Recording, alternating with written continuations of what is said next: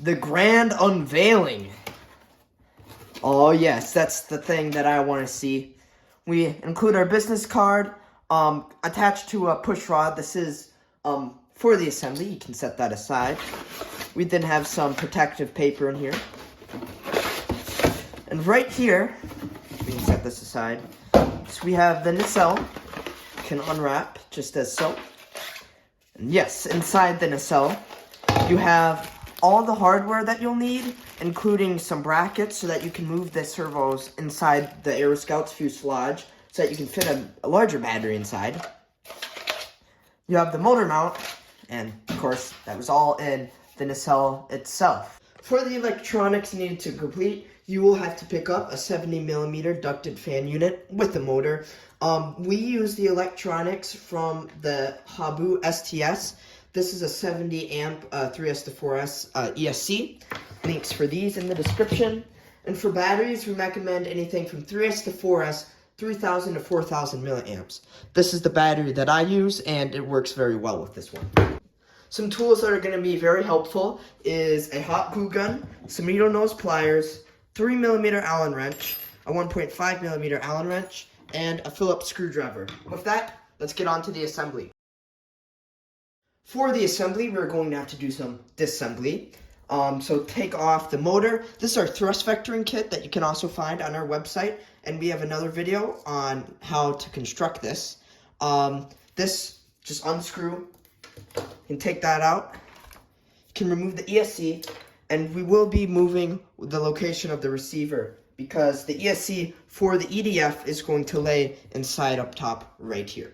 In our disassembly, we are also going to have to remove these two servos because we are trying to fit this big battery in here, which right now is not fitting.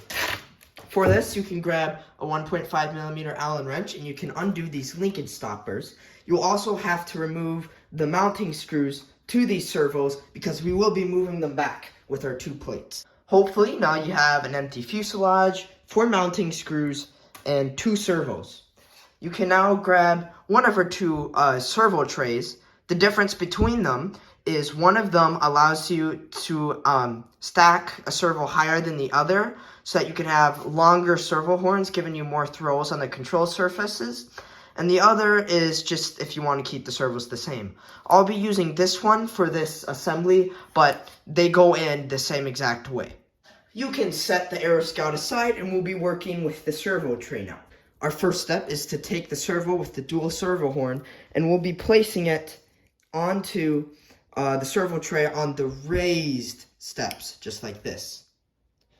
Now, you can grab the servo with the single servo horn and you can slide it onto the lowered steps as so. Make sure that the servo horns are in a line with each other as so, just like this. And you can now screw these in. Once this step is complete, you should have something that looks similar to this. And you can now start warming up your hot glue gun. While your hot glue gun is heating up, we can bring back the Aeroscout, take your servo tray, flip it around and take the servo's wires, and we'll put it right through this middle section leading outward. Just make sure that these wires are going to be out of the way. Next, we're going to need these control rods, and we're going to put them through the linkage stoppers. Make sure that the linkage stoppers are undone enough that the push rod can just slide through easily. Now that your push rods are in, we can start sliding this back. And you'll see that there's a little, right here, there's a little arch, and there's a rectangular part of the notch. And once you slide it back, you can start pushing on this servo to the left, and it should just pop in like this. You can slide the servos back now, and you'll be able to tighten them right through this hole. For your hot glue, you'll be able to lift the servo tray up, place some under, and go around the perimeter just to make sure that these servos are very secure. Once the servo tray is glued in solid, you can take your extended servo rod, and you are going to have to take the Velcro strap off. Then you'll cut off a piece of the plywood here. Then you can take the servo rod that was already on here, take that off, put the extended servo rod in, and you'll be able to slide it right into here. Now, it's going to bend just a little bit, but that's fine. It will still work great. Then to tighten the linkage stopper, you can take your 1.5 millimeter Allen wrench, and you'll be able, through these holes, to tighten it down. It should also be known, too, that you may have to add some weights in here to get the CG right, even if you have a larger battery, because you are putting a lot of weight on the back of the plane. Our next step is installing the ESC. These two wires where the battery plugs in and where the ESC plugs into the receiver. We'll be going through this hole right here. Grab it from here, and you can pull that in. Next, the wires that will be connecting through the motor will be going through this back hole right there. And now we can just push these down. And if you want, you can feel free to put double-sided tape on the ESC. Otherwise, with the ESC just like this, it will be perfectly fine.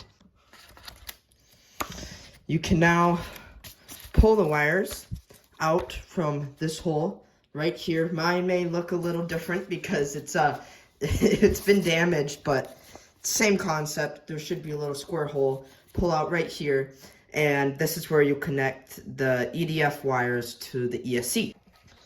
Now, you can go ahead and take your receiver, and I like to put mine right here with some double-sided tape on the top right corner. This way, it is out of the way of the servos, and you have a clear opening for all the wires to go to. We can start assembling the nacelle now. For this, you'll need the nacelle, the EDF, and you'll need a 25 millimeter long M3 screw, which is included along with the lock nut. And so what we'll do is we'll take the EDF, just pop it in right there. And when we slide the screw in, make sure that these wires are underneath it, like so. Next, we can take our our nut. We can slide that right on. And if you have something to hold it, that will be very cool. And you can start tightening this down. Now there's a gap in between here. And what this does is when you tighten the screw down, this will close the gap, which will tighten your EDF so that it will not come falling out. Now that it's tightened all the way, I could be pulling on this and this is not coming out.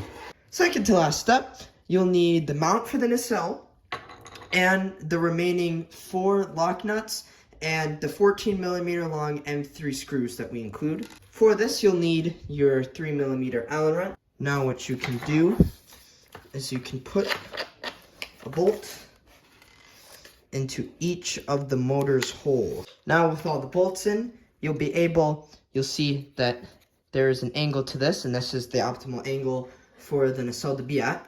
And you want to slide it in this orientation.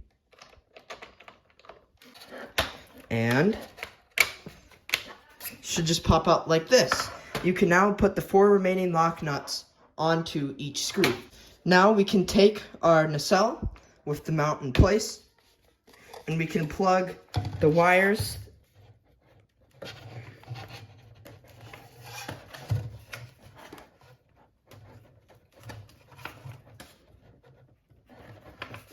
Once the wires are all plugged in, we can come back here and the nacelle will just slide right on like so. And we can take the last 25 millimeter long M3 screw with our last lock nut. And we'll just slide it through as so and tighten it down. That completes the assembly for the ChicAero. For radio setup, the stock servo travel settings and the stock dual rate settings work great, but it really is just personal preference. All the electronics that you need and the nacelle kit itself will be in the link in the description.